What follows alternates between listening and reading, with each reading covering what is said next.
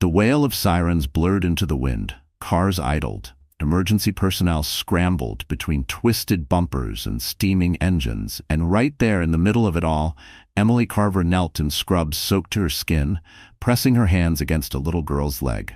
"Sweetheart, I need you to look at me." She said it, her voice barely audible over the storm. "I know it hurts, but I'm right here. You're not alone." The girl whimpered. Her pastel raincoat had been half torn away, and her damp curls stuck to her cheeks. Her name, she'd said, was Luna, 9 years old, quiet, afraid, alone. Until Emily saw her pinned against the twisted guardrail. Emily wasn't even supposed to be there. She had finished a double shift at St. Vincent's in Portland, picked up Thai food, and was headed home across the Fremont Bridge. When everything stopped, she should have kept driving. She didn't. She hadn't hesitated. She never did. By the time the paramedics arrived, Emily's own shirt was torn and used as a tourniquet. Her knees ached from the asphalt. Her eyes never left Luna's. Then came the voice, sharp, controlled, but breaking beneath the surface. "That's my daughter." Emily didn't flinch. A man in a tailored jacket, soaked and out of breath, dropped beside them. Salt and pepper hair plastered to his forehead. His hands reached, then paused midair, unsure. "Luna," he said. "Baby, I'm here." Emily looked up at him for the first time. Gabriel Hartley. She recognized the name before the face. The man who restored Portland's historic neighborhoods like a calling. Who graced the pages of architectural digests and glossy regional magazines. Whose firm had rebuilt half of the Pearl District after the last flood. Widowed, father, quiet, untouchable. He didn't blink when their eyes met. He just nodded, barely, as if giving her permission to keep leading. "She's in shock," Emily told him. "Her leg's stable, but she's scared. Stay calm. Stay close." So he did, and when the paramedics lifted Luna onto the stretcher, Emily stayed until they closed the doors at the hospital. She didn't leave. Not the second her shift ended, not the hour after, or the one after that. She sat in a quiet hallway near pediatrics, with a styrofoam cup of tea that had long gone cold. Her sneakers were still wet, her hands still trembled in waves. She told herself she was just waiting, for confirmation, for a report, for peace of mind. But she knew better. When Gabriel found her, he was out of the suit jacket, sleeves rolled, phone in one hand, hospital visitor sticker peeling off the other. He paused, like he hadn't expected her to still be there. "You stayed," he said. "I clocked out hours ago," she replied, "but you stayed." Emily sipped the tea, her fingers curled around it like armor. "She reminded me of someone." Gabriel nodded slowly. "I wanted to thank you properly." Emily stood. "No need. She's safe. That's what matters." "She wouldn't have been," he said, "if you hadn't stopped." The words sat between them, fragile and unsaid. Most people don't stop. Most people pass. Emily stared at the floor. "Some things you don't pass by." There was a pause. Then he offered his hand. "Gabriel Hartley." "I know," she said. "Everyone in Portland does." He almost smiled. "Emily Carver." "Emily," he repeated, as if tasting the name. "Can I walk you out?" "No need," she said again. Then softer, "But thank you." She left him in the hallway, water still drying in her hair. 2 days passed. Emily didn't expect to see him again. But there he was on the third day, standing by the nurse's station, with a bouquet that clearly came from one of those overpriced same-day services. She spotted him before he saw her. His posture awkward, his fingers flexing like he'd rather be holding blueprints than flowers. She almost turned around, but he spotted her. And that decided it. "These are for you," he said. "I wasn't sure what you liked." "I don't really do flowers," she replied, but took them anyway. They smelled like effort, like someone trying. "I wasn't sure if it was appropriate to come back," he said. "You're her father. It's appropriate." "I meant, for you." Emily paused. "Why?" he exhaled. "I don't know. Maybe because the only people I talk to these days are contractors, investors, and my kid. And you didn't flinch." She tilted her head. "At what?" "At me." That surprised her. Not his money, not his recognition, but the idea that he was used to flinching. "I don't really scare," he stewed. She blinked. "That's forward. It's honest." She said, "I do." He replied, "So do I." She should have said no, but something about him, his restraint, his awkwardness, the way he hadn't plunged. They met at a restaurant near Cathedral Park. Quiet, soft lighting, linen napkins. It felt like overkill, but he did this. He had the kind of presence that didn't fill a room but grounded it. The way he pulled out her chair, Not out of performance but simple habit, unsettled her in the most unfamiliar way. Not because she wasn't used to kindness, but because she wasn't used to tea. He listened more than he spoke. That surprised her too. She learned. She told me she had a headache, he said. Emily swallowed hard. I didn't. What happened? Boating accident. We grew up near Lake Chilen. He loved speed. I hated it. I told him to slow down. He didn't. Her voice dipped there, just slightly, like the memory had curled itself tight around her lungs. She hadn't said those words aloud in years. Not because it hurt too much, but because she'd learned how easily people turn tragedy into conversation fodder.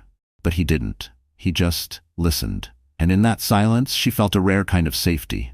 Gabriel didn't push. He just nodded. The check came, and they lingered outside. The air smelled like fir trees and river wind. She started to say goodbye when he said quietly, "You're not what I expected."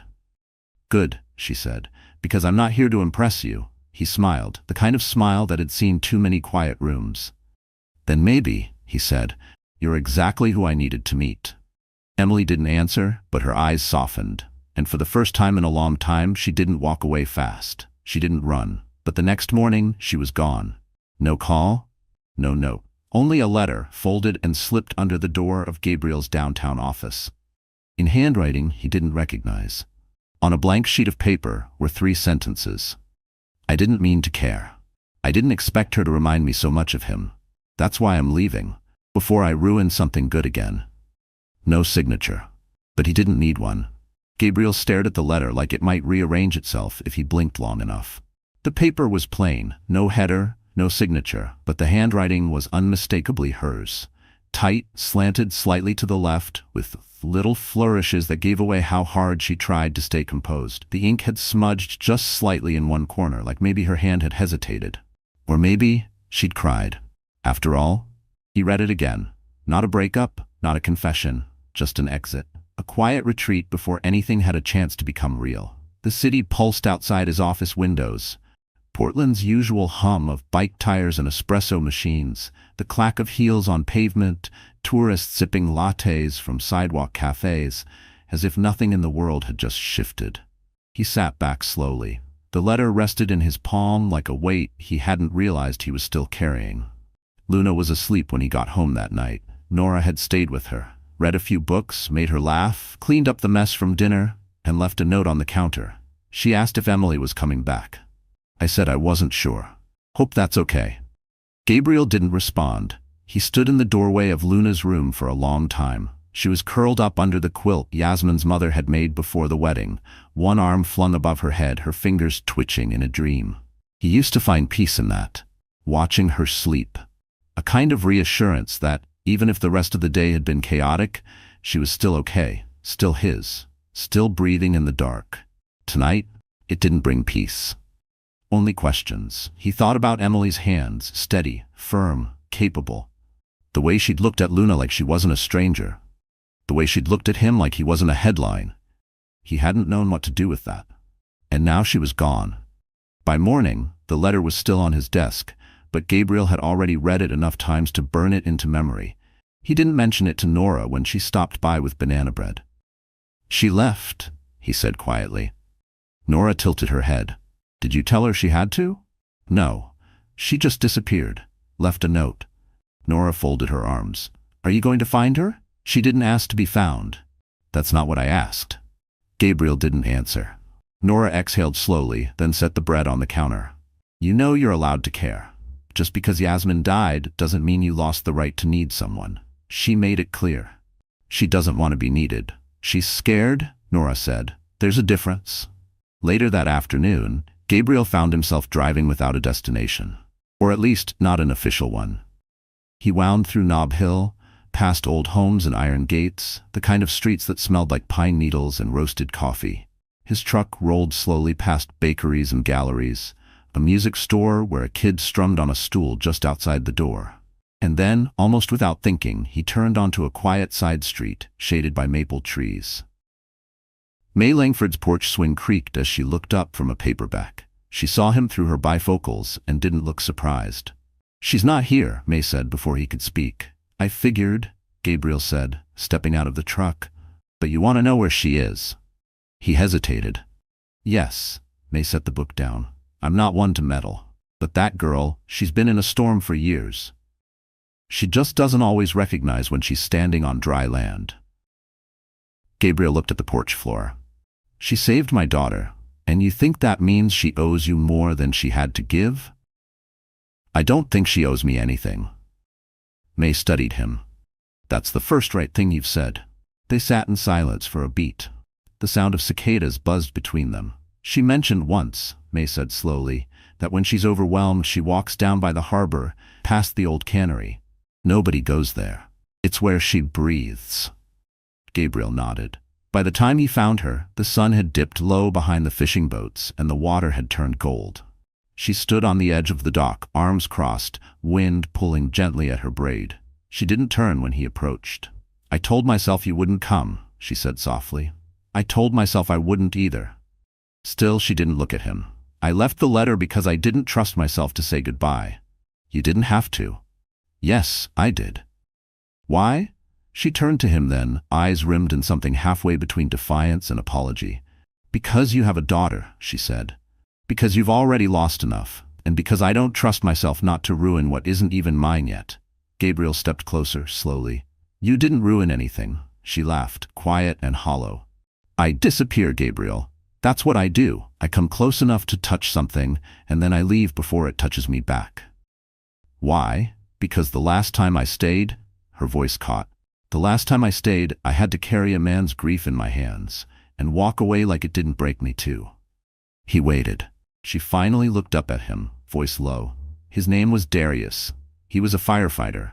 We met in Atlanta during a shift. He came in after a building collapse. We weren't supposed to, but I stayed with him through recovery. I crossed lines, emotional ones. And when he died unexpectedly, his family needed someone to blame. The hospital settled.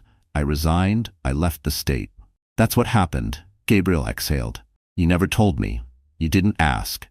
I didn't know there was something to ask. Emily nodded. Now you do. He studied her, really studied her.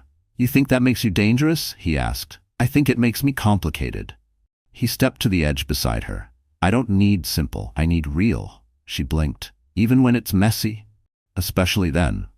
Silence stretched between them, the kind that didn't feel empty, only uncertain. She looked back toward the water. This doesn't feel like a beginning. It's not, Gabriel said. It's a decision. Emily turned to him again, softer this time. And what are you deciding?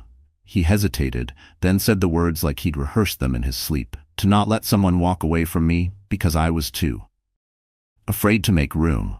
The breeze slowed, the sky deepened, and for the first time since she'd left that note, Emily didn't step back. She didn't run, not yet. Luna's voice broke the quiet first. Is she coming back?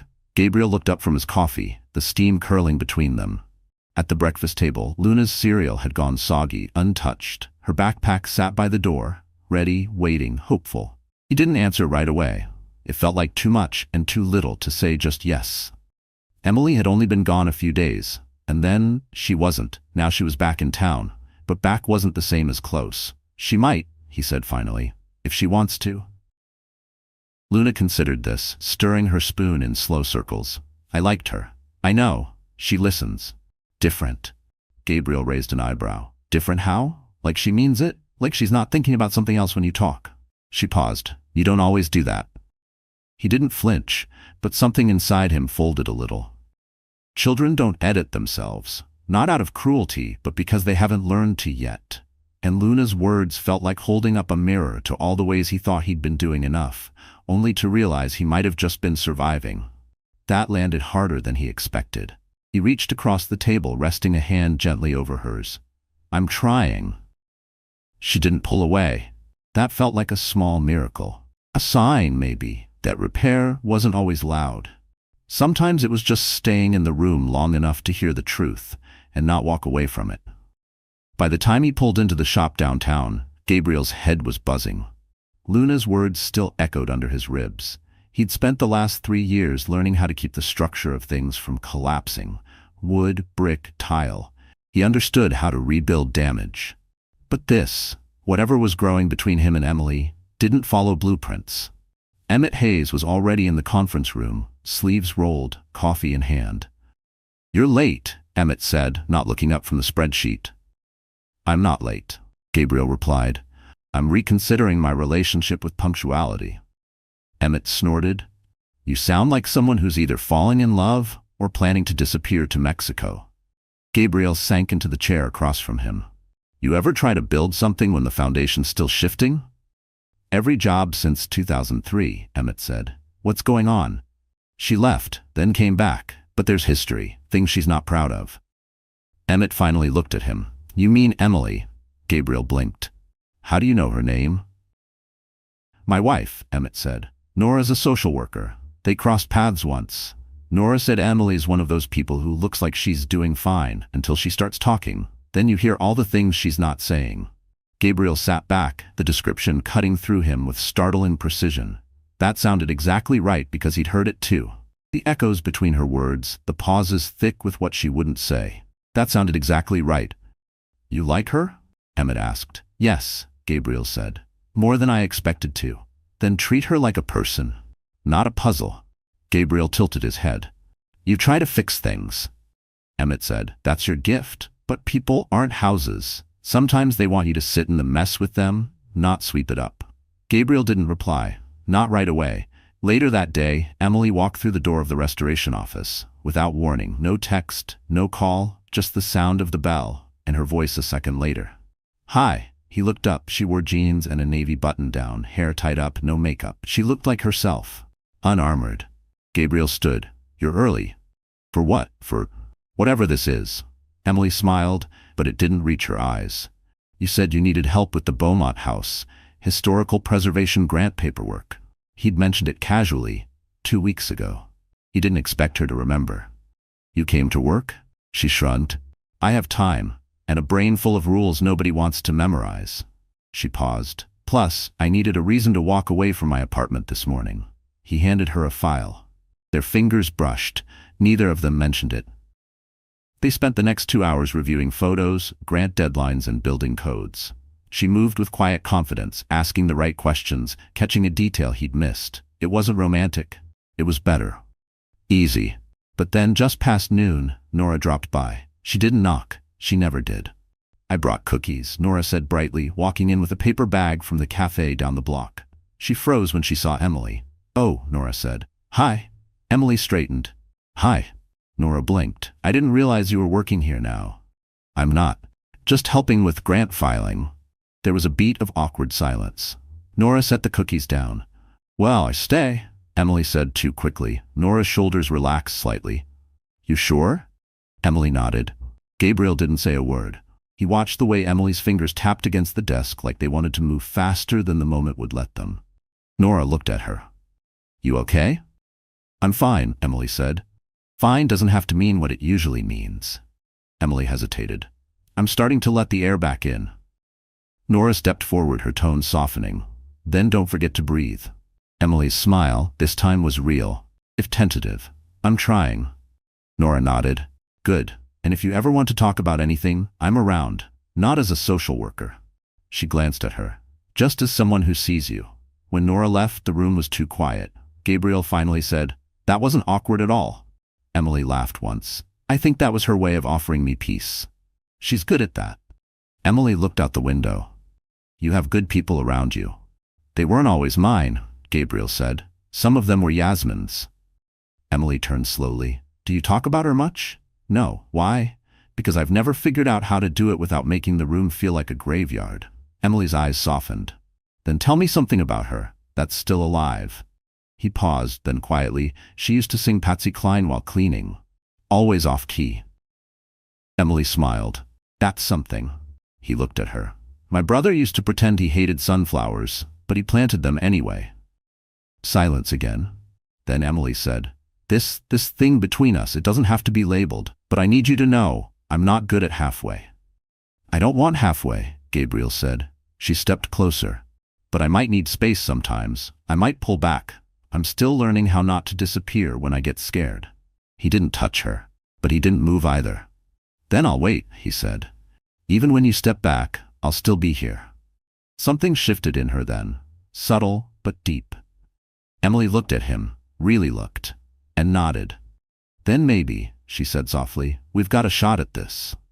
The first time Luna reached for Emily's hand, it was so quiet they almost didn't hear it. They were sitting on the front porch of Gabriel's home, an old craftsman with weathered siding and a garden that never quite cooperated. The evening air was heavy with jasmine and something sweeter no one could quite name.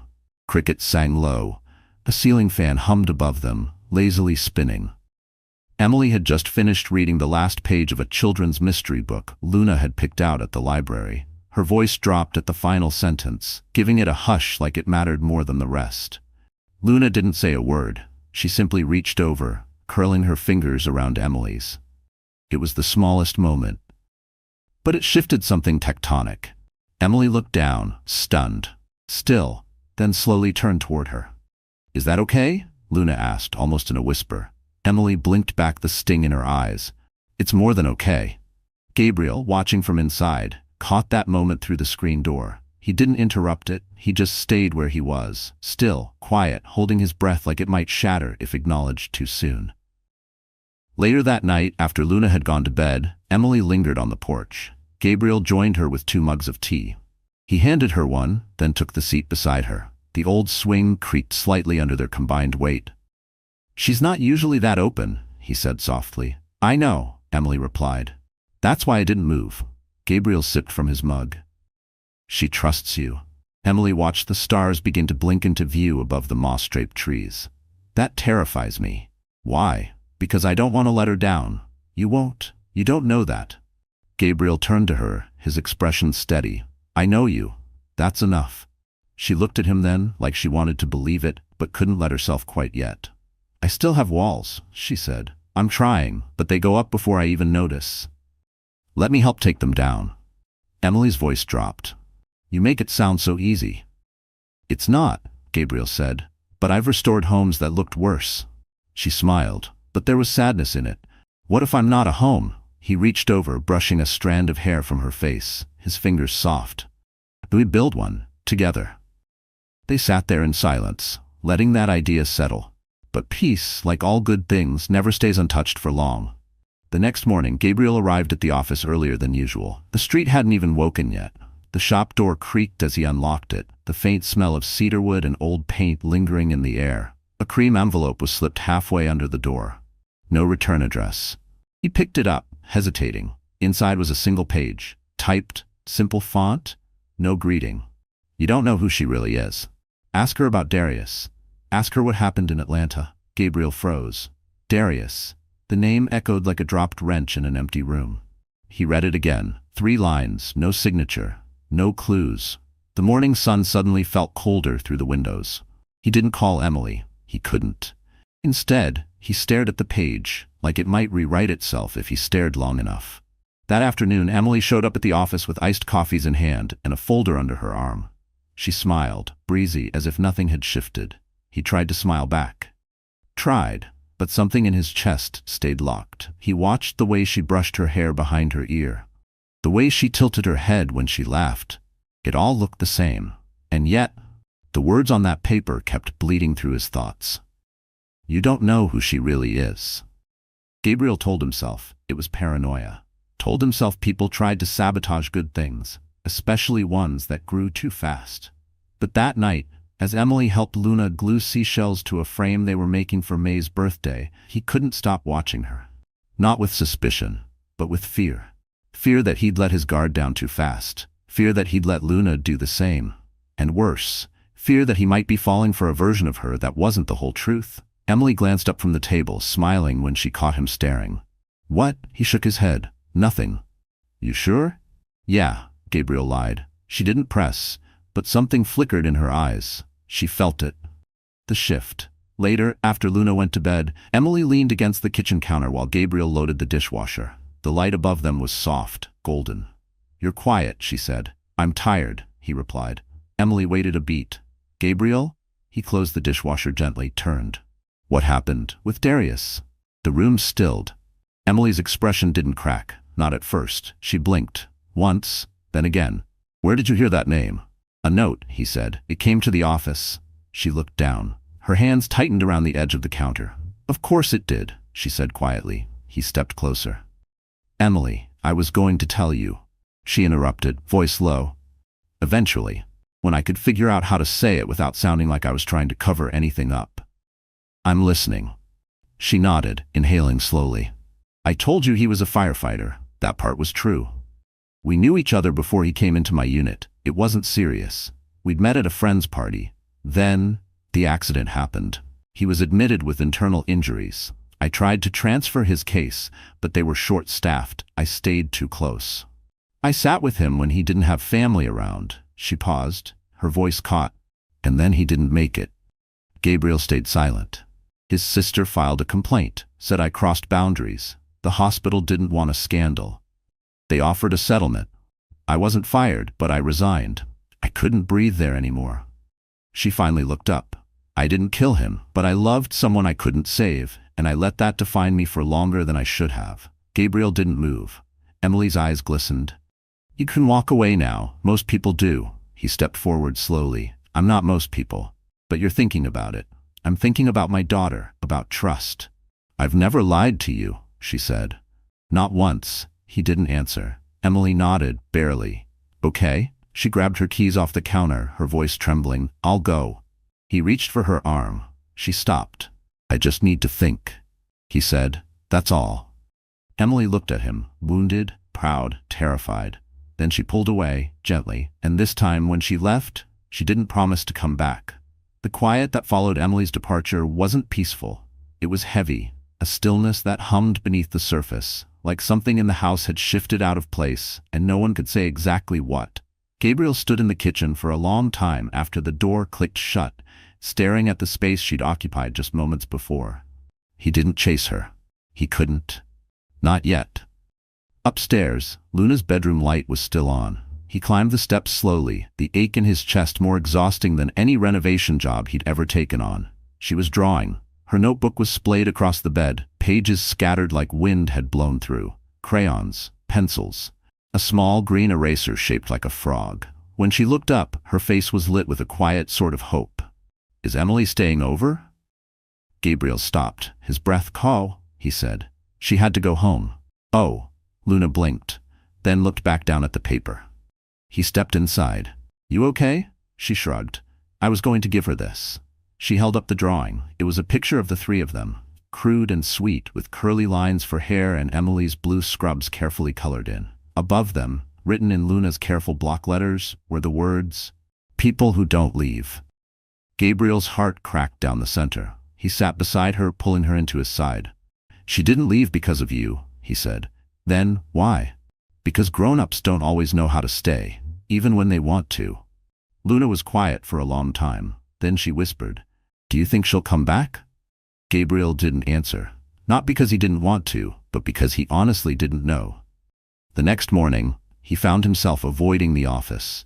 The walls there felt too close, too full of memory. Instead, he drove down N23rd, then toward the waterfront, until he ended up outside May Langford's little yellow house with the peeling porch steps. She was watering her ferns when he walked up.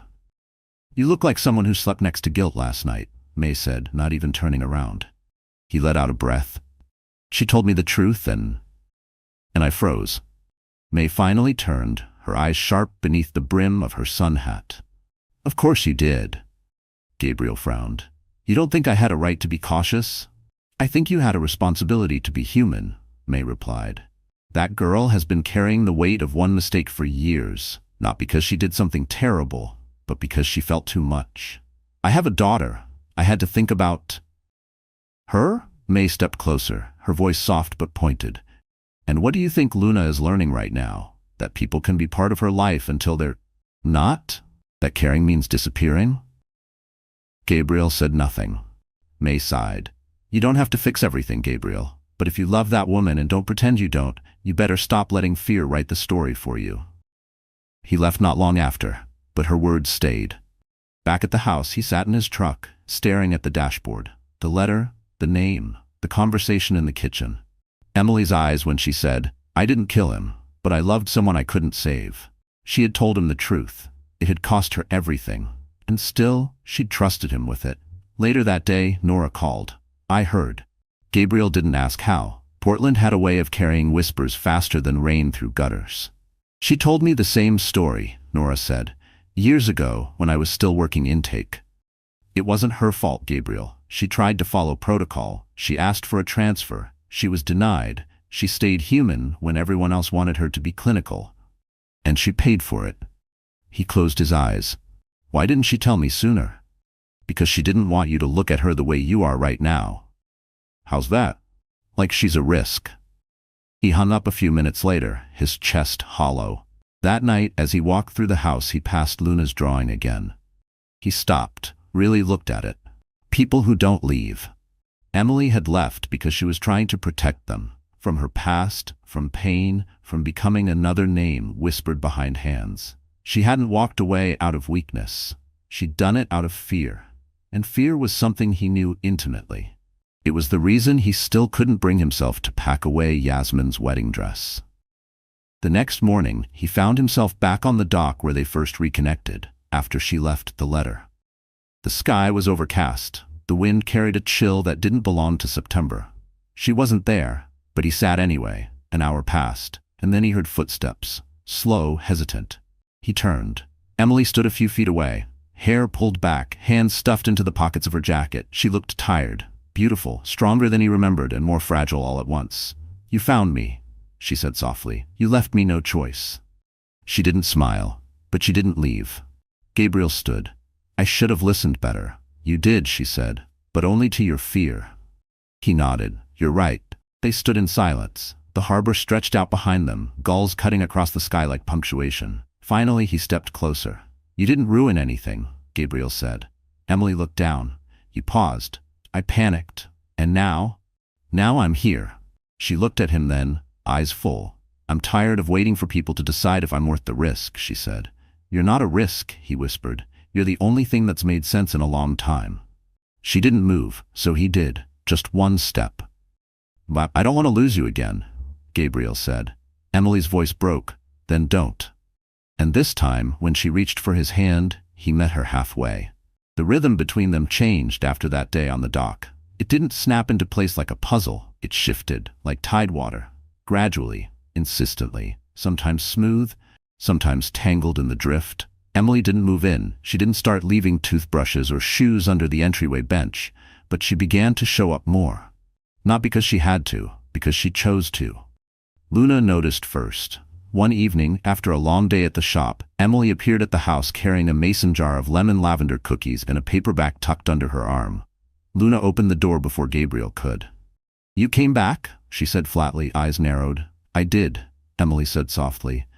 Luna folded her arms. You left without saying goodbye. Emily knelt to her level. You're right, and I'm sorry. Luna looked at her for a long moment, then said, What kind of cookies? Lemon lavender. My mom used to make them. I've never had lavender in a cookie. Want to try? Luna hesitated. Okay, but you have to read 2 chapters tonight, not 1.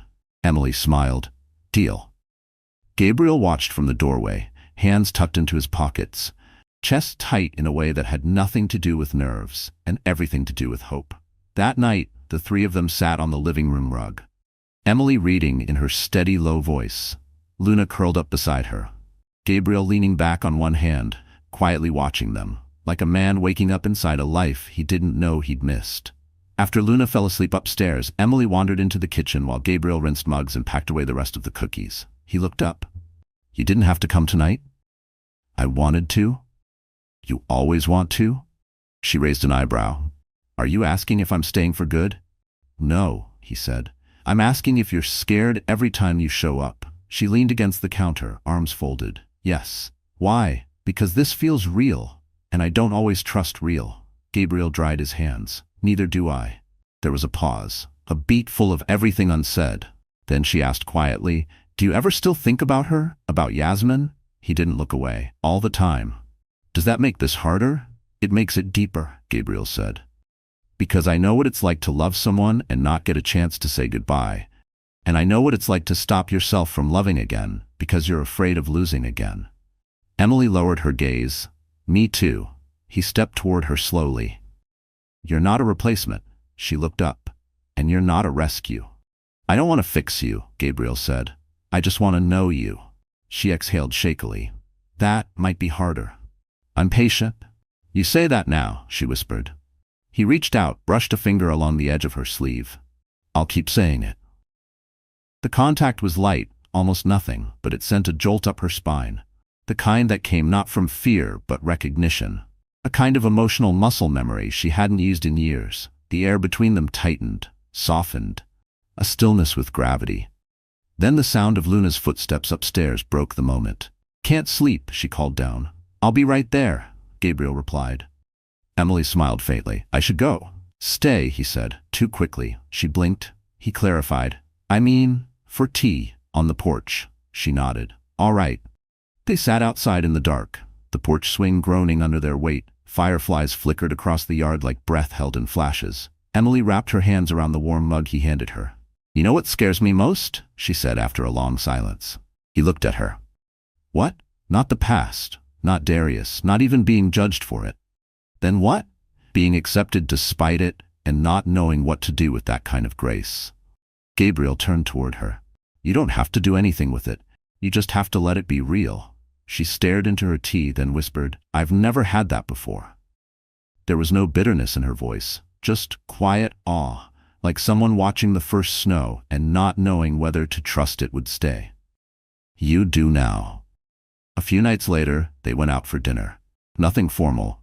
A seafood place on the edge of Salvi Island with paper tablecloths and hush puppies that came in metal baskets. Emily wore a linen dress and sandals. Her hair was down, loose around her shoulders. Gabriel watched her across the table, struck by how she could move through a room without announcing herself, and still be the most magnetic person there. It wasn't confidence. It was clarity. The kind that comes from surviving things no one should have to and still choosing softness. They talked about Luna's upcoming school project. The antique door Gabriel was salvaging for a new client. A book Emily was reading about resilience and anatomy. Halfway through the meal, Emily leaned in slightly and asked, "Why me?" He set his fork down. "What?" "You could be with someone easier. Someone with less baggage. A clean slate." Gabriel met her gaze. "Clean slates are overrated. They don't teach you anything." She held his stare. "And I do?" "You make me feel awake again," he said. "Not polished, not protected, just here." She looked away, blinking fast. "You're going to make me cry in a place that serves tartar sauce in packets." "I'll risk it." On the drive home, they didn't speak much, but the silence was the kind that wrapped around them like a soft blanket. Not emptiness, just comfort. When they pulled up in front of her apartment, Emily didn't move to get out right away. She sat there, staring at the dashboard, fingers nervously tracing a line across her jeans. Then she said, barely above a whisper, "I want to try." Gabriel turned to her, heart knocking against his ribs. "Try what?" "This. Us. Without conditions, without running." He reached for her hand. "I already am." She squeezed his fingers gently, then got out of the truck. Before she shut the door, she leaned back in and said, "You make the quiet feel safe again." Then she closed it, and Gabriel sat there long after she disappeared behind the front door, the echo of her voice still warm in his chest. Emily stood in front of the mirror, one hand resting lightly on the porcelain edge of the sink, the other twisting the silver pendant at her neck, a small sunflower charm, dulled from years of wear. The reflection staring back at her was the same face she'd seen every day. But something about it looked different now, softer, tired in a different way, hopeful in a way that felt dangerous. Her phone buzzed on the counter. "Gabriel, Luna wants to show you her art project, but only if you promise not to laugh." Emily smiled, biting her lip as she typed back, "Emily, I would never. I'm on my way." 10 minutes later, she pulled up to the house. The familiar creak of the gate greeted her like a whispered welcome. The porch lights were already on, casting a soft glow that made the weathered wood look warm instead of worn. Luna opened the door before she even knocked, eyes wide with excitement. "I made a city," she announced, pulling Emily by the hand. "You made a what?" "A paper city, with people and a library, and even a bakery. Want to see?" "I'd be honored." Gabriel looked up from the kitchen as they passed. "She's been talking about it for hours. You'd think she designed Portland herself." "Better," Luna said confidently. "Mine has flying mail trucks." Emily laughed, letting herself be led into the living room where the project was spread across the floor. Colored construction paper, popsicle sticks, tape everywhere, and imagination running wild. Luna explained every detail: the park with paper benches, the candy shop with a giant lollipop sign, the hospital with a tiny red cross drawn in marker. "This one," she said, pointing to a small paper house with hearts on the roof, "is for people who need to feel safe again." Emily paused. "That's a beautiful idea. It's called the home house." Gabriel knelt beside them, glancing up at Emily. "She came up with that all on her own." Luna looked between them. "It's where you go when you're tired of being scared." Emily couldn't find words fast enough, so she just reached for Luna and pulled her into a gentle hug. "You are the smartest kid I've ever met." "I know," Luna mumbled into her shoulder. Emily held her a moment longer than usual, her chin resting lightly on Luna's hair, breathing in the scent of sleep and safety, the kind of closeness she hadn't let herself feel in years. Later, after Luna had fallen asleep, Emily stood on the back porch, staring out at the yard. The garden was overgrown in places, wild with life that hadn't been trimmed back in time. A few fireflies danced lazily above the grass. Gabriel joined her, 2 mugs of tea in hand. He handed her one, then leaned against the railing beside her. "She adores you." Emily took the mug carefully. "She's the bravest person in this house. You're not far behind." She looked at him. "You really think that?" "I know that." They stood quietly, the silence tender instead of tense. Emily listened to the creak of the wood under their feet, the soft hum of crickets, the pulse of a place that didn't demand anything from her. It felt safe. Emily finally spoke. "My mom used to tell me that some houses creak because they're broken, others creak because they've survived storms." Gabriel smiled faintly. "That sounds like something May would say." "She probably did. I just remember it through my mother's voice." He sipped his tea. "Your mom? What was she like?" "Warm, stubborn, fierce when she had to be. She cried during commercials and kept every single drawing my brother and I made. She must have been proud of you." "She passed before I became a nurse," Emily said, staring out into the dark. "But I think she'd like who I am now. Even if it took me too long to get here." "You got here," Gabriel said. "That's what matters." A breeze pushed past them, lifting the edge of her sweater. "I think," she whispered, "I'm finally starting to believe I can stay." Gabriel turned toward her. "What would staying look like?" "Messy, probably. Quiet. I'd keep my place for now, but maybe cook here more. Bring over a plant I'd inevitably forget to water. Come to Luna's art shows." "And us?" he asked. She looked at him, eyes wide open, no fear this time. "You? I'd love you. Gently. Every day. Even when you're hard to love." He took a breath, like he hadn't known he'd needed it. "That's the only kind of love I want." They didn't kiss. Not then. It wasn't the moment for that. Instead, Emily reached for his hand, linked their fingers, and leaned her head against his shoulder. The warmth of his skin, the steadiness of his breath, it grounded her in a way nothing else had. And for the first time, she didn't imagine herself leaving. The next morning, May showed up with a basket of scones and a sly smile. "You've got that look," she said to Emily. "What look?" "The one that says you're either about to run or about to bloom." Emily raised an eyebrow. "And which one do you think it is?" May handed her a warm scone wrapped in linen. "I'm betting on bloom." Inside, Luna was painting at the kitchen table, humming a made-up tune. Emily watched her, something swelling in her chest. Not anxiety, not doubt, belonging. Gabriel came down the stairs, still half-buttoning his shirt, looking at them like he didn't understand how he'd gotten this lucky, and was afraid to question it. Luna looked up, beamed, and asked, "Can Emily come with us to the farmer's market today?" Luna looked at Gabriel. Gabriel looked at Emily. Emily looked at Luna. "Only if we get kettle corn." "Deal," Luna said. May watched them from the door, eyes misty. She didn't say anything. She didn't need to. Because in that moment, with paper cities on the floor, kettle corn plans in the air, and a woman who once only knew how to run now standing still, it was clear they weren't just building something together. They were already living in it. The farmer's market was already buzzing when they arrived. Strings of lights stretched between the trees, even in daylight, like the town couldn't quite let go of the idea of magic. Musicians played near the gazebo, their melodies mixing with the chatter of neighbors and the soft clink of mason jars being filled with local honey. Emily walked between the stalls, Luna's hand in one of hers and a canvas tote in the other. Gabriel trailed behind, one eye on them, the other on hand-painted signs promising jams, candles, and tomatoes grown with more love than water. Luna stopped in front of a stand selling handmade soaps. "These smell like Grandma's house," she said, pressing a bar to her nose. "Which one?" Emily asked. "I don't know," Luna replied, "but I miss the way it smelled." Gabriel gently tousled her hair. "We'll get one then." They bought two.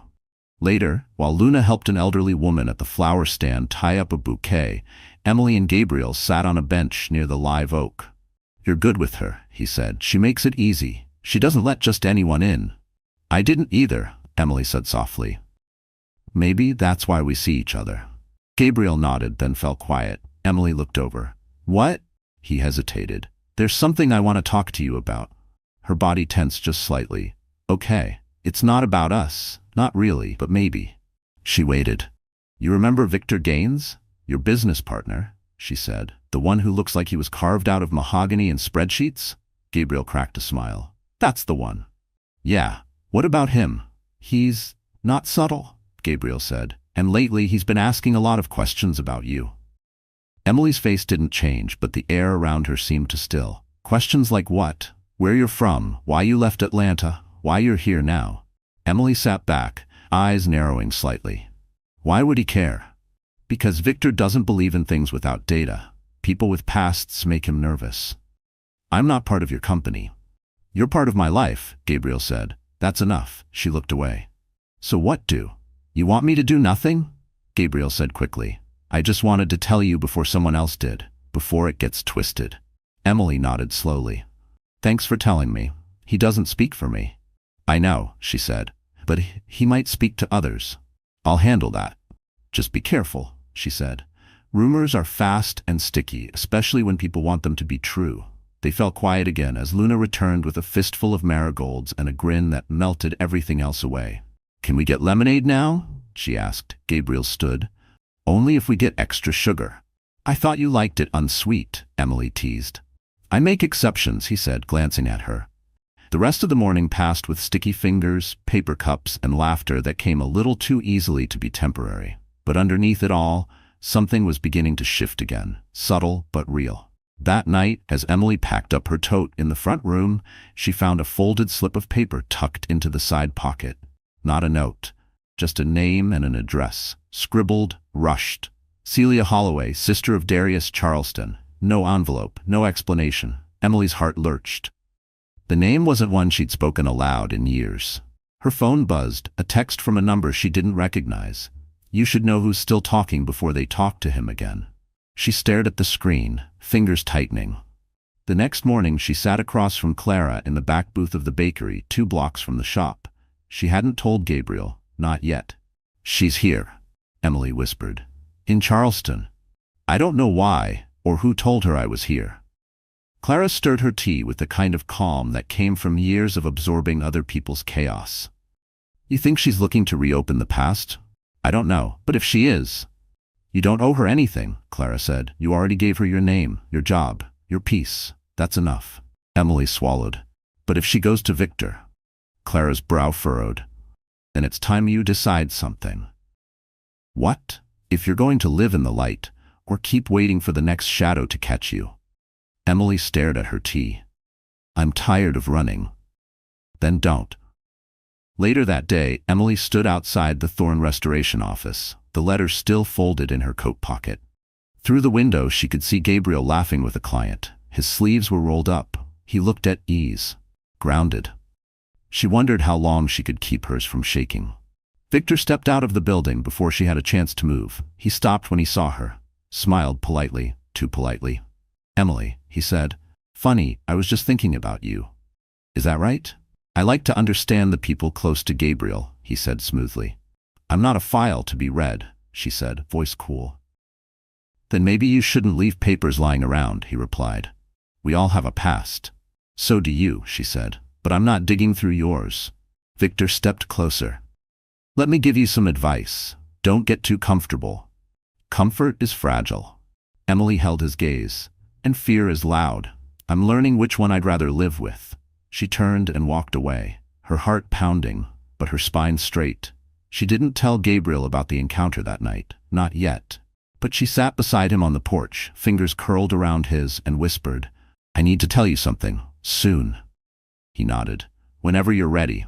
And for the first time, Emily believed he meant it. Emily stood on the shoreline, just after sunrise, barefoot in the cold sand, her shoes dangling from her hand. Portland's harbor was quiet, hushed like it was holding something back. Fog drifted low over the water, and the sky hadn't decided if it wanted to be blue or gray. She hadn't slept after Victor's words yesterday. Sleep had felt like a luxury she couldn't afford, not because she was afraid of what he'd say, but because of what she knew she had to say. The letter in her coat pocket felt heavier than paper. It pulsed like something alive. Celia Holloway, Darius's sister, here in this city. Emily hadn't reached out yet, but she knew the clock was ticking. She could feel it behind her. The sound of footsteps on the boardwalk made her turn. Gabriel. He didn't say anything at first. He just walked up beside her, glanced down at her bare feet, then out toward the water. "You always come here when you're about to do something hard," he said. She nodded slowly. "It's the only place that doesn't ask questions." Gabriel waited. Emily took a breath that shivered on the way out. "When Darius died, I didn't just lose a patient. I lost the version of myself I still believed was untouchable. I thought I could keep everything separate, work, heart, boundaries, but I couldn't." Gabriel stayed silent, listening. His sister, Celia, didn't believe me when I said I wasn't in love with him, but I was. Not the way he wanted, maybe. But I cared. I cared so much. I sat in that hospital room until he took his last breath. "She blamed me," Emily said. "Said I blurred the lines, that I gave him hope when I couldn't give him forever." She paused, eyes fixed on the water. "And maybe I did. Maybe I was selfish with my comfort. Maybe I couldn't stand watching him die alone." Gabriel turned toward her. "You stayed. That's not selfish. But it cost me everything. My job, my reputation, my sense of control. I came here to start over, and now she's here. And Victor, he's circling like just waiting for me to be the scandal he always suspected." She pulled the paper from her pocket, handed it to him. He read the name, the address, said nothing. "I want to talk to her," Emily whispered, "before someone else does." Gabriel folded the paper carefully. "You don't have to do that alone." "Yes," she said, meeting his eyes. "I do." That afternoon, Emily stood on the front porch of a townhouse just off Hawthorne Street. The house was modest but proud, brick with green shutters and a wreath on the door that looked hand-tied. She pressed the bell and waited. Each second stretched like a held breath. The door opened slowly. Celia, older than Emily remembered, with streaks of silver in her hair and eyes that once held so much grief they seemed permanently darkened by it, stared for a moment. Then, without emotion, she stepped aside. "I figured you would come." Emily walked in. They sat in the living room. No coffee offered, no pleasantries. Celia folded her arms. "Why now?" "Because someone else might tell our story wrong," Emily said. "And I can't let that be the last word." Celia studied her. "You think I'm here to ruin your life? I don't know why you're here. I moved, that's all. New job, new chapter. But you left the letter." "I didn't," Celia said, eyes hard. "Someone else did." Emily blinked. "Then who?" "I don't know, but maybe you should start asking." They sat in silence, thick with years of unspoken things. Finally, Celia leaned forward. "I hated you for a long time. I know. I blamed you because he smiled more when you were around, because you saw parts of him I never would, because in the end, he asked for you, not me." Emily's throat tightened. "I didn't want that. But you were there. And I wasn't. And grief doesn't care about fairness." A long pause. Then Celia looked down at her hands. "He loved you, whether you asked for it or not." "I loved him," Emily said, "but not the way he wanted. I told him that, but I couldn't walk away." Celia nodded slowly. "I don't hate you anymore." Emily blinked back tears. "Why?" "Because it's exhausting," Celia whispered, "and because I see what carrying him cost you." They didn't hug. They didn't cry together. But when Emily stood to leave, Celia touched her arm gently. "You have a good life now," she said. "Don't let ghosts keep the door open." Outside, Emily exhaled a breath she hadn't realized she'd been holding for 4 years. When she returned to Gabriel's house, the porch lights were on. She climbed the steps slowly, the air smelling faintly of rosemary and clean wood. Gabriel opened the door before she could knock. He looked at her for a long beat. "You okay?" "No," she said. But they sat together on the porch swing, Luna asleep upstairs, the night thick with summer and stillness. Emily leaned into him, her voice quiet. She doesn't hate me anymore. That's something. She reminded me that I have a good life. You do, Gabriel said. So do I? Emily turned to him. Victor's not going to stop. I know, he wants to control your narrative and mine. He won't. Emily hesitated. What if he already has? Gabriel reached over, took her hand. Then we write it back together. She nodded slowly, pressing her forehead to his shoulder, and for the first time since she left Atlanta, the past didn't feel like a threat. It felt like a chapter, closed but not erased. Just part of the story, not the end of it. The morning after Emily's conversation with Celia, Portland wore a stillness that felt like a warning. Light fog clung to the rooftops, as if the sky was trying to hold everything in place, trying to delay whatever was coming next. Emily stood at her kitchen counter, fingers wrapped around a mug. She hadn't sipped from it. The tea had gone cold. She hadn't noticed. She kept replaying Celia's words. Someone else left that note. There were only a few people who had any knowledge of her past: Clara, Gabriel, May. None of them would betray her like that, which meant the circle was bigger than she realized. Her phone buzzed. May, swing by the shop this morning when you're free. Something came up. That was all it said. No punctuation, no emojis, no warm closing. Emily was already grabbing her keys before she'd replied. The shop smelled like eucalyptus and old pages, May's favorite. Emily stepped inside, instantly feeling the hush of the place settle over her like a shawl. May was behind the counter, polishing a glass vase with slow, purposeful circles. I didn't mean to scare you, she said without looking up. You didn't, Emily replied. Just set off every internal alarm I have. May looked up then, her expression unreadable. There was someone here this morning, asking questions. Emily's breath caught. Victor? No, a woman. Sharp voice, cool eyes, said she was a writer working on a profile about second chances in small towns. Did she give a name? May nodded. Celia Holloway. Emily's blood ran cold. That doesn't make sense. I just saw her. She said she wasn't. She's not the one. You talked to her? Emily blinked. I called Clara after she left, cross-checked the name with a contact she had. The real Celia Holloway lives in Atlanta and hasn't been in Portland in over a year. Emily stared, stunned. Then who? May's gaze hardened. Victor's assistant, maybe, or someone hired to stir the waters. Everything spun at once. The note, the warning text, the conversation that felt too practiced, too exact. I told her. Nothing, May said, but she knew enough to rattle the cage. Emily swallowed, her voice thin. He's trying to blow this open. May leaned forward, her voice low and steady. Then you need to be louder with the truth than he is with the lies. Emily left the shop in a blur of thoughts. The puzzle had more pieces now, and the picture was turning fast. That evening she sat on the back porch of Gabriel's house, her hands balled in her lap. He sat across from her, elbows on his knees, eyes searching her face. I have to tell you something, she said. Gabriel nodded. Okay. She told him everything, about the fake Celia, about May, about the web of manipulation Victor was spinning quietly behind the scenes. When she was done, she waited. Gabriel leaned back, exhaled hard through his nose. He's always been calculated. But this...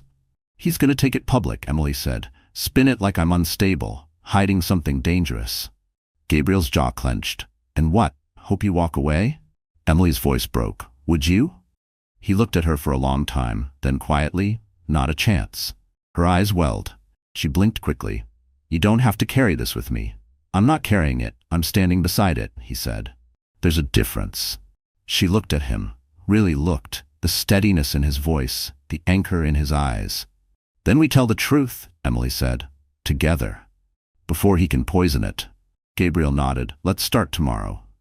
But it didn't wait that long. The next morning, Gabriel opened his email to find a forwarded message from a client, a link, a subject line. Your new girlfriend, Portland's most controversial nurse. Emily was on the screen. A photo from years ago, likely pulled from an old staff directory. Below it, a sensationalist headline, cherry-picked details from her past, one-sided quotes, twisted facts. Victor's name wasn't on it, but his fingerprints were everywhere. Gabriel scrolled, his heart pounding. There was a quote from someone anonymous, someone posing as a former colleague, talking about blurred lines, emotional manipulation, unstable tendencies. He clicked away from it and stared at the wall. When Emily arrived, he didn't say anything, just held up his phone. She read it in silence, her face slowly draining of color. "I was afraid of this," she whispered. "It's garbage," Gabriel said, "but it's loud, and people listen to loud. What if it costs you everything?" "Then it wasn't worth keeping," he replied. She looked at him, wide-eyed. Gabriel reached for her hand. "We fight it, with facts, with love, with honesty. We don't run." "But if Victor—" "I'm not afraid of Victor Gaines," Gabriel said. "He's not the storm. He's the echo of one, and we've already survived worse." Emily nodded, a single tear sliding down her cheek. He wiped it gently. "We're not hiding anymore." And as Luna came down the stairs with a sleepy smile and bed hair, calling for pancakes, Emily realized something. The story wasn't about whether people believed her. It was about whether she believed she was still allowed to be whole. And right there in that kitchen, with Gabriel's hand in hers and Luna's voice echoing through the room, she knew the answer.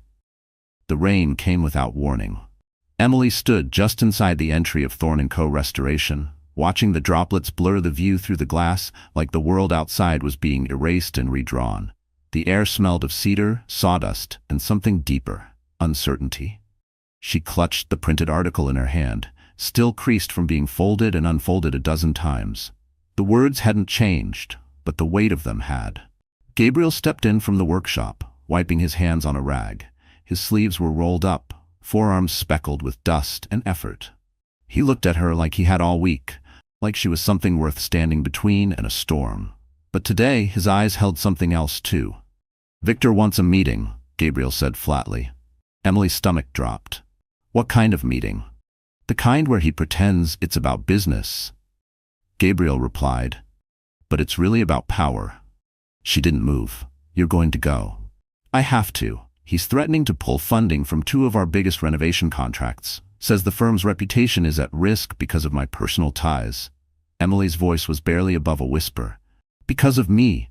Because he needs a villain," Gabriel said. "And I won't let it be you." She stepped toward him, her voice trembling. "If it costs you everything, Gabriel, I can walk away." His expression cracked, pained. "Don't say that. I'm serious. You've built this with your hands. I can't be the reason it falls apart." "You're not the reason," he said, stepping closer. "He is, and I won't let him hold our future hostage." The word "our" lingered between them like a vow. He brushed a damp curl away from her cheek. "You told the truth. That's more than he ever has." A knock came from the office door behind them. "Clara." She stepped in, umbrella dripping, her expression unreadable. "You've got company." Gabriel glanced at Emily, then turned to Clara. "Victor?" "No. Press." Emily froze. "What?" "Local reporter says he wants a follow-up, clarification on a few details in the article." Emily exhaled slowly, her pulse ringing in her ears. "They're already digging deeper." Clara raised an eyebrow. "He's waiting outside. You don't have to talk to him." "Yes, I do," Emily said. Clara looked at her for a long beat, then nodded once. "I'll be here, if you need a reason to walk away." Emily stepped outside into the rain without an umbrella. The reporter stood under the awning, notebook in hand, thin-rimmed glasses fogging slightly. "Emily Hartman?" he asked. "Yes." "I appreciate you taking a moment. I know this must be uncomfortable." She didn't smile. "Let's skip the performance." He cleared his throat. "There are inconsistencies in the story that ran this morning. I'd like to offer you a chance to set the record straight." She looked him in the eye. "I was a nurse in Atlanta. I cared for Darius Holloway. We became close, not inappropriate, just human. He died. I stayed through it. His family blamed me for things I never did.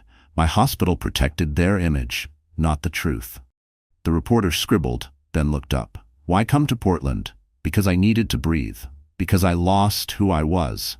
And because running felt easier than proving anything to people who'd already decided what they wanted to believe." "Why stay?" he asked. Emily's voice softened. "Because I found people here who looked past the noise, who saw me, not the version in a headline." The reporter paused. "And Victor Gaines?" "I don't answer to men who use fear as leverage," she said. "Print that if you want something real." He blinked, then quietly closed his notebook. "Thank you." Back inside, Emily was toweling rain from her hair when Gabriel appeared again, his phone in hand. He hesitated. "What is it?" she asked. "Victor just emailed." She waited. "He's terminating the contracts," Gabriel said. The room tilted slightly as if the floor pulled back a step. And the board? She asked. I don't know yet. Emily's hand went to her mouth. I'm so sorry, Gabriel. Don't, he said firmly. Don't take this on. You didn't cause this. I did, she whispered, by existing in your world. No, he said, voice low, steady, by loving me in it, and I wouldn't trade that for a dozen contracts. Clara stepped back into the room with May right behind her. Neither spoke, but their presence was steady. Sure. May crossed the room and handed Emily a manila envelope. What's this? Emily asked. Paperwork, May said simply. Proof Victor's been using firm resources to fund a personal PR campaign against you. Gabriel blinked. How did you get this? May tilted her head. Let's just say Victor's not as careful with his secrets as he is with his image. Emily opened the file slowly. Emails, transfers, screenshots. You can clear your name, May said, and if the firm has any backbone, they'll clear Gabriel's too. Emily looked at Gabriel. He nodded. Then let's finish this. Outside, the rain softened to a drizzle, like even the storm had started to let go. Emily sat at the long oak table in Clara's dining room. The file from May opened before her like a bomb with the pin pulled. Each page was a shard of truth. Itemized invoices misfiled under vague consulting codes, emails where Victor had approved anonymous PR spending, and screenshots of texts that hinted at strategic leaks. She could feel the tremble in her hands as she sorted the papers, each one confirming that this wasn't just paranoia. It was personal. It had always been personal. Clara poured 2 cups of black tea, setting one in front of her. The question isn't whether it's enough to prove sabotage, she said. It's whether you're ready for the noise that comes with being right. Emily's down at the documents. It's not just about clearing my name anymore. No, Clara agreed. It's about standing up to someone who counted on your silence. Emily looked up. He's not going to stop. Then you have to speak louder. Later that afternoon, Gabriel met her outside the courthouse. He looked calm, composed, but his eyes tracked everything. The passing cars, the camera crews lingering across the street, the small murmurs that followed them like static.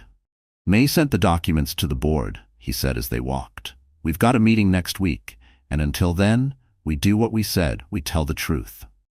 Inside the building, they met with a small circle of journalists from local and regional outlets. Emily had insisted on one thing: no press statements, no speeches, just one conversation.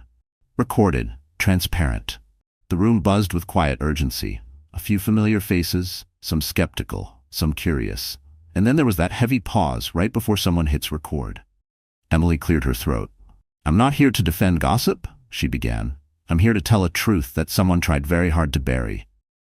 She laid it out simply. Her role as a nurse in Atlanta, her bond with Darius Holloway, how grief made the lines blurry but never unethical, how the hospital distanced itself to avoid media fallout, how she had left because she couldn't live with the weight of silence any longer. And finally, she placed the envelope on the table.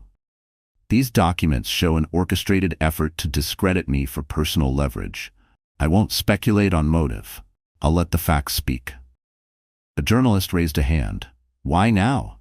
Emily didn't flinch. Because I found something worth staying quiet for, and someone worth speaking up with. She glanced at Gabriel, who met her gaze without hesitation. They stepped outside into the golden hush of late afternoon. It wasn't raining this time. The sky had split open, bright and wide. Proud of you, Gabriel said. I don't feel brave, she admitted. You look it. They walked in silence for a bit, down the courthouse steps, past the press, past the whispers. Then Emily stopped. Do you think people will believe me? She asked. I think the right ones already do. That night, the porch light glowed soft against the backdrop of dusk. Emily stood with Luna at the porch swing, watching the little girl rock back and forth with sleepy eyes. I heard Daddy on the phone, Luna said. He said you're strong. Emily smiled, brushing a strand of hair from Luna's forehead. Do you think that's true? Luna nodded. You don't cry in front of me. That's strong. Emily swallowed, her throat catching. I cry sometimes, just not always where people can see. Luna leaned her head on Emily's shoulder. That's okay. I still like you. Gabriel stepped out with 2 mugs of cocoa and handed one to Emily. She took it with a soft, thanks, and they stood side by side, watching the sky fade to lavender. May says the board wants a vote, Gabriel said. They want to decide if Victor's behavior violates ethics clauses. And what if they say it doesn't? Then I walk, Gabriel said simply. She looked at him. You'd leave your own company? I'd rather start again than build something on someone else's foundation. Silence. Emily took a deep breath and looked out over the yard. Everything was different now. Exposed, raw, uncertain. But there was something cleaner in the air, something lighter. Hope, maybe. Or the space truth makes when it finally takes up room. She turned to Gabriel. If we lose everything, do we still have this? Gabriel didn't blink. This is the one thing I'm sure of. And right then, with Luna asleep beside them and the weight of lies falling behind like dead leaves, Emily believed him. Not because he promised, but because he'd shown her again and again that love, real love, doesn't flinch when the spotlight hits. It stays, even when everything else threatens to pull away. The board meeting was set for Thursday. The days leading up to it passed in strange rhythms, slow mornings with too many headlines, too many emails, then fast evenings filled with strategy, supportive texts, and the quiet intensity of people bracing for impact. Emily felt like she was living two lives, one where she tried to act normal for Luna's sake, and another where every breath was laced with anticipation. Like a clock ticking just beneath her skin. Gabriel stayed calm, not because he wasn't worried, but because he refused to let fear lead. The night before the vote, they sat in his truck parked by the marsh, watching the tide roll in under the light of a quiet moon. Emily hugged her knees to her chest. You remember the first time I told you about Portland? Emily asked. Gabriel nodded. On the swing. I left out so much. You told me enough, he said. She glanced over. A part of me still believes if I hadn't stayed so long with Darius, if I had kept stricter lines, maybe none of this would have happened. Gabriel didn't look away. And a part of me believes the people who leave too early never learn what staying really means. Her throat tightened. You're not the problem, Emily, he said. Victor's need to control everything is. She was quiet for a while, the soft splash of water filling the silence. What if they vote to keep him? She asked. Gabriel leaned forward, resting his arms on the steering wheel. Then they get to keep him, and I get to walk out with my name, my work, and my soul intact. He turned toward her. And you, if you'll still come with me. Emily blinked. Where would we go? Doesn't matter, he said, as long as it's forward. The next morning, Emily dressed simply. Soft cream blouse, dark jeans, clean boots, nothing that tried too hard. Just real. Clara met her outside with a small nod and her usual calm. I'll be in the room, Clara said. Not as a voice, just as proof someone believes you don't have to raise your voice to be heard. Emily smiled. Thank you. They arrived just after 9. The boardroom in the firm's downtown office had tall windows and a view of the Willamette River. The room was bright, almost too much so, like it was trying to be honest. Victor was already seated when they entered. He gave them both a polite nod, then turned back to his notes. Gabriel stood beside Emily, tall and still. No hand-holding, no glances, just presence. It was enough. The board president, a gray-haired woman named Lillian Marks, cleared her throat. We'll keep this brief. Everyone's reviewed the materials. The allegations are serious. The ethics code is clear. Let's speak plainly. Victor's voice was cool, composed. I acted in the best interest of the company. The situation was volatile. Public image matters. We've seen that before. He didn't look at Emily. She didn't flinch. Lillian turned to Gabriel. And you, Mr. Ward? Gabriel stepped forward, calm but firm. Victor didn't protect the company. He weaponized it. He used resources to smear someone I care about, without transparency, and he jeopardized long-standing contracts to settle a personal score. Lillian raised an eyebrow. You're accusing him of sabotage? I'm stating facts, Gabriel said, and offering documentation. May, seated near the back, opened her folder. May slid a second folder across the table. Emily hadn't known she'd be there until that moment, but seeing her, calm, polished, confident, gave her breath again. Victor straightened. This is a personal matter being dragged into a professional space. No, Emily said, her voice clear. This was personal when you made it professional. The room went still. Lillian nodded slowly, then tapped her pen against the folder. We'll vote now. You'll be notified of the result before end of day. The meeting ended in quiet tension. Victor didn't look back as he left. Gabriel rested a hand on Emily's lower back as they walked out. Not for show, just to say I'm here." They didn't talk much on the way home. The waiting had its own language, one made of glances, deep sighs, fingers brushing, the occasional half-smile to keep the breath moving. That evening, the call came just after 6. Gabriel answered on speaker. "Mr. Ward?" Lillian said, "The board has voted to remove Mr. Gaines, effective immediately. You retain full ownership stake. Further steps will follow regarding PR." Gabriel didn't speak. Emily closed her eyes. "And Miss Ellis," Lillian added, "we're sorry." Emily exhaled. "Thank you." After the call, they sat in silence, letting the wind settle in without celebration. It wasn't victory that filled the room. It was relief. Later, on the porch, Emily leaned into Gabriel's side. "It's not over?" she said quietly. "No," he agreed, "but the worst part is." She nodded slowly. "And we're still here?" "That's the best part," he said. The stars came out quietly above them, and for the first time in a long time, the silence felt clean. The house was quiet that night, the kind of quiet that comes not from absence but from a long-held breath finally exhaled. Luna was asleep upstairs, curled around her stuffed rabbit, a flashlight still on beside her pillow. Emily stood in the doorway, watching her for a moment, letting the peace of that small, private world sink into her chest. The child's rhythm of safety, the steady breath of home. Downstairs, Gabriel was at the kitchen table, papers spread before him, glasses low on his nose. He looked up as Emily padded down barefoot, her steps soft against the floorboards. "You're still working?" she asked gently. "Just sorting through the wreckage," he said with a tired smile. "Turns out rebuilding a company starts with cleaning up what you didn't know was broken." She slid into the seat across from him, resting her chin in her hand. "And what about rebuilding a life?" Gabriel reached across the table, brushing her wrist with his thumb. "That starts with knowing who you want beside you in it." Emily smiled, soft and tired, but didn't look away. "Do you think this is the calm after the storm?" "I think it's the part where we choose what matters and let the rest go." They sat in comfortable silence for a few moments. Outside, the night hummed with the sounds of late summer, crickets, soft wind in the trees, the hush of a town catching its breath.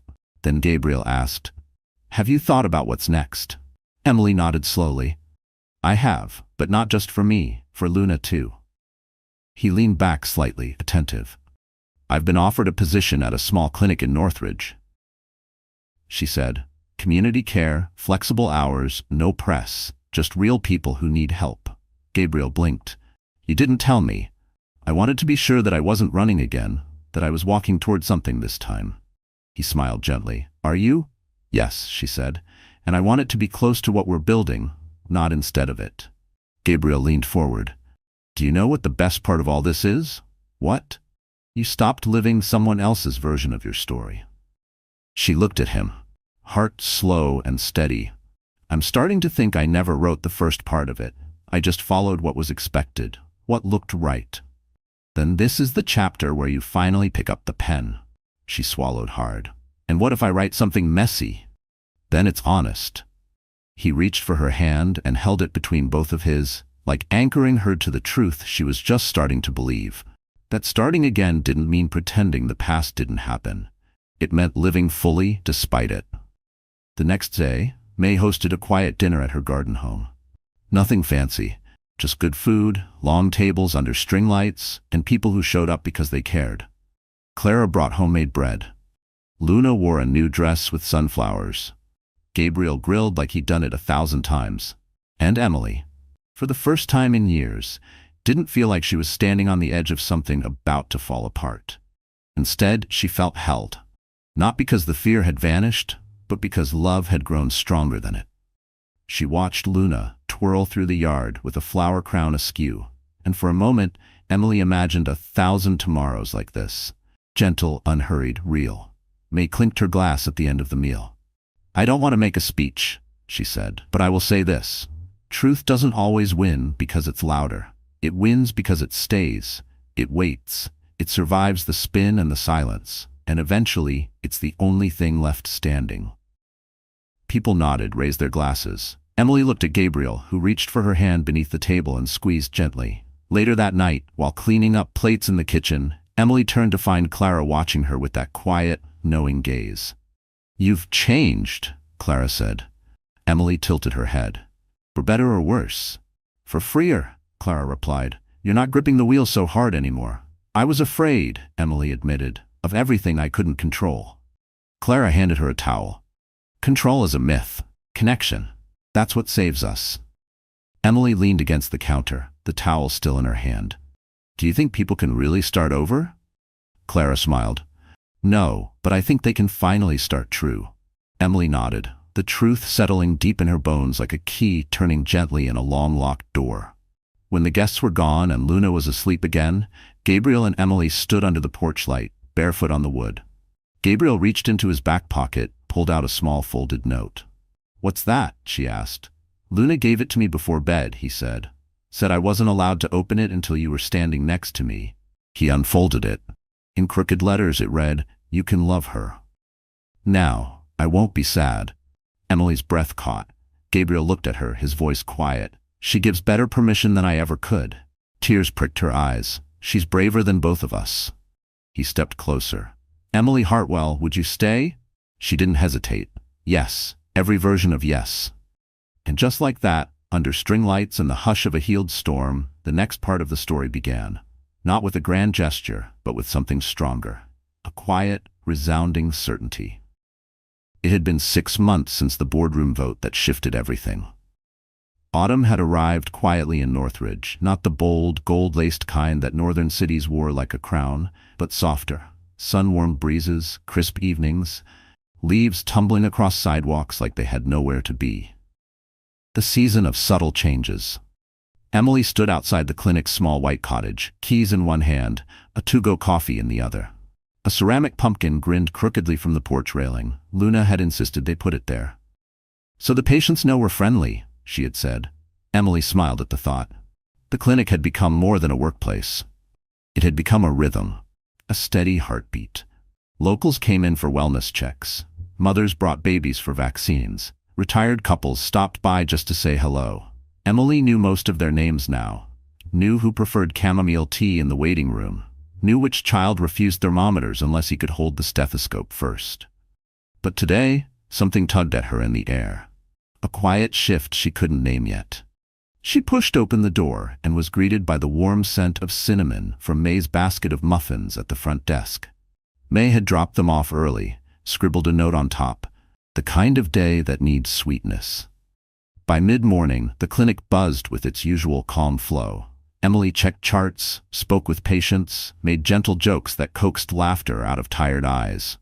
But just after noon, as she was washing her hands between appointments, her phone buzzed. Clara. Gabriel's renovating the library's back hall today. He said, don't come by, but he's been acting sly. Might be something worth seeing. Emily smirked. Clara never meddled unless she absolutely intended to. By late afternoon, she closed up the clinic, handed May the last of the patient logs, and slipped out into the soft golden hour that made everything in Northridge look like a painting. The library sat tucked between 2 moss-draped oaks. Emily walked the stone path slowly, the quiet pressing in around her like a held breath. Inside, the lights were low. The back hallway was roped off with a handwritten sign, still under repair. Please enter with wonder. Emily raised an eyebrow as she stepped behind the rope. The hallway opened into what had once been a forgotten reading room. Now it had been completely transformed. Soft lighting, rich wooden floors, restored bookshelves. And in the middle of the room stood Gabriel, dust on his sleeves, smoothing the collar of his shirt, like he wasn't sure it belonged to him. Emily paused. This looks nothing like the blueprints. He turned slowly, a grin forming. It wasn't meant to. What is this? He stepped toward her, then reached into his back pocket and pulled out a folded envelope. Open it. She did. Inside was a single sheet. At the top, in his handwriting, were the words, "The next chapter." Below, a list of handwritten lines. Her name is Emily Hartwell. She has a scar from trying to carry too much at once. She trusts slow, forgives quiet, and leaves space for people to find their own way back. She is not my past. She is the proof I survived it. She is not what saved me. She's what made saving myself worth it. She is the chapter I want to write for the rest of my life. The tears came fast, uninvited, catching her off guard. Not because she hadn't imagined love like this, but because she'd never believed she'd be the one standing in it. Emily stared at it, her eyes stinging. Gabriel took a breath, then dropped to one knee. "No grand speech," he said, voice trembling just enough to show it was real. "Just a question I've wanted to ask since the moment you walked into my life wearing grief like armor." He held out a simple gold band, no diamond, no glitter, just solid, honest intention. "Will you marry me? Not because it fixes anything, but because it's ours. No noise, no headlines. Just two people who chose each other, over and over." She didn't answer at first. She just nodded, slow and certain, tears spilling quietly. A laugh caught in her throat like a song trying to get out. "Yes," she whispered. "Yes." They didn't kiss immediately. They just stood, forehead to forehead, the silence thick with everything they'd earned. Their hands stayed clasped like a bridge between everything broken and everything still becoming. Later that night, they walked hand in hand down the South Ridge boardwalk, wind sweeping in from the water. Luna skipped ahead, stopping every few feet to point at the moon like it was following her. "You know," Emily said softly, "this doesn't feel like a new beginning." Gabriel looked over. "No, it feels like the right continuation." He smiled. "Not every love story needs fireworks." She looked at him, eyes glowing. "Ours started with wreckage and still found its way to steady." And steady, she'd learned, wasn't boring, it was sacred. It was showing up again and again when it would be easier not to. They paused near the water's edge, Luna twirling in the grass behind them. Emily turned to him, voice low. "Do you think I'll always be known for what I went through?" Gabriel's eyes locked with hers. "No. You'll be known for what you built after." She pressed a hand to his chest, feeling the quiet strength there. "Then let's keep building." In the distance, the church bells rang 8 times, soft and slow, and with the sound came something that had taken its time to arrive. Not peace that erases the past, but the kind that grows around it. A garden from ashes. A love not loud, but lasting. Because sometimes the most beautiful love story isn't the one that starts with magic, it's the one that chooses to stay when the magic fades. And in that quiet, steady promise, Emily finally found home. So the story is over. Our wonderful friends, are you still here at this hour? If you're really here, still reading or listening, then maybe, just maybe, something in this story has touched your heart. Maybe you've seen a piece of yourself in Emily's courage or Gabriel's steady strength. Maybe you felt the ache of being misunderstood or the fear of letting someone truly see you. And maybe now, like them, you're wondering, can I start again? Am I allowed to be whole, even after everything? The answer, from every quiet page of this story, is yes. Life isn't about finding a perfect beginning. It's about choosing to stay when the magic fades, when the past is loud, and the future feels fragile. It's about building something true from what's been broken. Like that quote from Henri Nouwen says, "The wounds of our lives need to become the wombs of our healing." That's what Emily did. That's what Gabriel stood beside. And maybe that's what you're learning to do too. You see, we don't always get to rewrite the past, but we do get to decide how it ends. We get to love gently, even when it's hard. We get to believe in belonging, even when we've lived most of our days bracing for the worst. And we get to keep building, slowly, surely, one honest day at a time.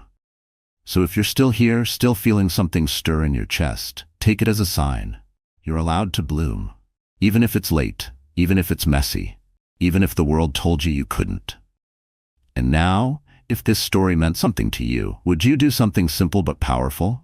Like it, share it, subscribe to the channel, because somewhere out there someone else needs to be reminded that quiet love, honest healing, and second chances are real, and they begin right here.